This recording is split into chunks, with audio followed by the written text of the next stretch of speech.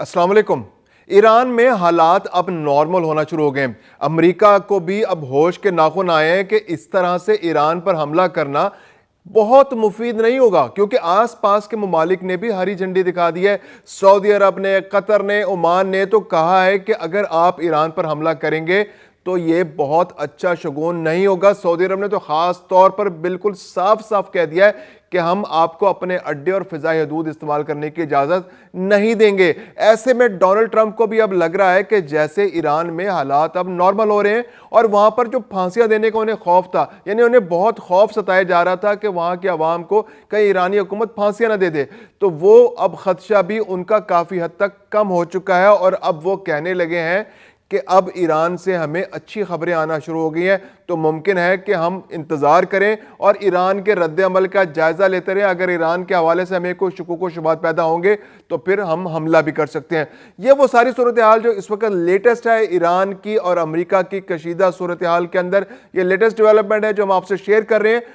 America का रवैया कभी भी प्रिडिक्टेबल नहीं रहा और ख़ास तौर पर डोनाल्ड ट्रंप के रवैये पर तो इन्हिसार किया ही नहीं जा सकता। वो कहते कुछ हैं और करते कुछ हैं। पिछली भी जंग के अंदर, जो मशरिक़ वस्ता के अंदर जो इसराइल ईरान जंग थी, उसके अंदर भी वो कहते कुछ रहे और करते कुछ रहे और आखिर में खुद ही अपने तैयारे ले जाकर उन्होंने ईरान पर बमबारी कर दी और बाद में फिर जंग ख़त्म करा के सारा क्रेडिट जंग ख़त्म करने का खुद ले लिया। अब इस बार भी सारे जो मुजाहरे हो रहे थे वो प्लानिंग अमेरिका, और बज़ाहिर ऐसा था कि अमेरिका इसराइल इसके अंदर बराह रास्त मुलविस है और ईरान की जो गवर्नमेंट है उसको डिस्टेबलाइज करने के लिए वो हर मुमकिन इकदाम कर रहे हैं। तो अब जबकि मुजाहरों पर कंट्रोल कर लिया गया है, मुजाहरे रुक गए हैं, ईरान में कि किसी भी शहर में, खासतौर पर तेहरान में और किसी भी इलाके में पिछले 48 घंटे के अंदर कोई बड़ा मुजाहरा नहीं हुआ है। कुछ मुजाहरे हुए हैं, वो जनाजे हुए हैं उन सिक्योरिटी एहलकारों के जो इन मुजाहरों के दरमियान शहीद हुए और उनकी नमाज जनाजा इज्तिमाई तौर पर अदा की गई, तो उसमें हज़ारों लोगों ने शिरकत की, लेकिन हुकूमत मुखालिफ मुजाहरे नहीं आए। उसकी सबसे बड़ी वजह जो अब तक सामने आई है, एक तो ये कि हुकूमत ने अपने रिट वापस बहाल कर लिए और जो इंटरनेट के इस्तेमाल के ज़रिए जो लोग आपस में राब्ते कर रहे थे, तो इंटरनेट की सर्विस को मुकम्मल तौर पर मुअत्तल कर दिया गया। पहले भी जो हुकूमती ज़ेर असर जो इंटरनेट सर्विसेज थी ईरान के अंदर, उनको पहले ही बंद कर दिया गया था। फिर जो टेलीफोन सर्विसेज थी उनको बंद कर दिया गया था, इंटरनेशनल टेलीफोन कॉल्स वो बंद कर दी गई थी। लेकिन फिर अमेरिका ने स्टारलिंक के साथ, जो एलन मस्क का इदारा है स्टारलिंक, उसके ज़रिए वहाँ पर सेटेलाइट के थ्रू डायरेक्ट और जीपीएस को इस्तेमाल करके लोगों तक इंटरनेट की सर्विसेज पहुँचाना शुरू कर दी थी, जिसकी वजह से मुजाहरीन और उनके कायदीन के दरमियान राब्ते बहाल हो गए थे और मुजाहरे बहुत मुनज़्ज़म अंदाज में होना शुरू हो गए थे। उसके बाद ईरान ने जो क्रैक डाउन किया है, तो अब मुकम्मल तौर पर स्टारलिंक के तमाम जो इंटरनेट कनेक्शन से उनको ख़त्म कर दिया गया है। जहाँ जहाँ से डिवाइसेस और टर्मिनल्स उनके लगे हुए थे वहाँ ख़ास तौर पर क्रैक डाउन किया जा रहा है, उनकी डिवाइसेस को जब्त किया जा रहा है और उनके टर्मिनल्स को गैर मौसर कर दिया गया है। इसमें ख़ास तौर पर रूस से आने वाले जो जैमर्स हैं उन्होंने बहुत अहम किरदार अदा किया है। माहिरीन का कहना यह है कि बहुत जो पिछले जो 13 दिन की जंग हुई उसके बाद से रूस के दरमियान और ईरान के दरमियान खास तौर पे कोलैबोरेशन हुई, क्योंकि ईरान जो रूस जो है इस वक्त यूक्रेन के साथ भी जंग में है और वहाँ पर जो जैमर्स इस्तेमाल कर रहा है, जो मुख्तलिफ इक्विपमेंट्स को रोकने के लिए या सैटेलाइट को रोकने के लिए या इंटरनेट की सर्विसेज को रोकने के लिए यूक्रेन में, तो वही इक्विपमेंट उसने ईरान को भी दिया और ईरान ने उसका बड़ा मौसर अंदाज में इस्तेमाल किया और मुजाहरीन को उन्होंने इंटरनेट के सर्विसेज मुअत्तल करके मुजाहरों को रोक दिया। इसके अलावा भी हुकूमत ने अपने रेट बहाल करने की कोशिश की है। दूसरी जानिब डोनाल्ड ट्रंप का कहना है कि उन्हें ईरान की जानिब से बहुत अच्छे पैगामात मिले हैं, यानी कि वो पैगामात मिले हैं जो वह चाह रहे थे। तो इसका मतलब है कि ऐसी डेवलपमेंट डिप्लोमेटिक फ्रंट पर भी हो रही है जो डोनाल्ड ट्रंप को मुतमईन करने के लिए काफ़ी है। और इसमें बहुत सारी चीज़ें हो सकती हैं कि जो, क्योंकि डोनाल्ड ट्रंप जिस तरह से आलमी सियासत को चलाने की कोशिश कर रहे हैं, तो उसका कुछ रंग रूप, उसका जो अंदाज है वो को बहुत अच्छा नहीं है। वेनेजुएला में जिस तरह से उन्होंने वहाँ के सदर को अगवा कर लिया, रात के रोशनी वहाँ पर हेलीकॉप्टर ले जाकर वहाँ से उनको अगवा करके लेकर, अब न्यूयॉर्क के अदालतों में उनके खिलाफ मुकदमा चल रहे हैं। क्यूबा में अपना वज़ीर आज़म जो उनके वज़ीर ख़ारजा उनको मार्को रूबियो को वहाँ पर वज़ीर आज़म वहाँ का सदर बनाने की तैयारी हो रही है। इस तरह ग्रीनलैंड पर कब्ज़ा करने की बातें हो रही हैं, उसको ख़रीदने की बातें हो रही हैं। ईरान के अंदर भी वो रिजीम चेंज की पूरी प्लानिंग किए बैठे हैं। अब भी वो ان کا جو پلان ہے وہ رجیم چینج ہی ہے. اب بھی وہ امید لگائے بیٹھے ہیں کہ جو مظاہرین ہیں وہ دوبارہ سے منظم ہوں گے, وہ وہاں پر دوبارہ اپنی حقوق کے لیے جنگ لڑیں گے. وہ جو یہاں کا جو رجیم ہے, جو سیاست ہے, جو جبر کی سیاست ان کے بقول یہاں پر جبر کا ایک نظام قائم ہے, جہاں پر ایک مذہبی حکومت قائم ہے, اس کا خاتمہ کریں گے. اور جو وہاں پر جو پرانا جو عوام کی امنگوں کے مطابق یہاں پر ایک حکومت آئے گی, جمہوریت بحال ہو جائے گی, اور جمہوریت کے اندر جو لوگ اپنے حق رائے دہی کے ذریعے جو اپنی حکومت منتخب کریں گے اس کو موقع ملے گا. اس کے لیے وہ کوشش کر رہے ہیں. اب تو یورپ کے مختلف ممالک نے بھی ان کی آواز میں لانا شروع کر دیا.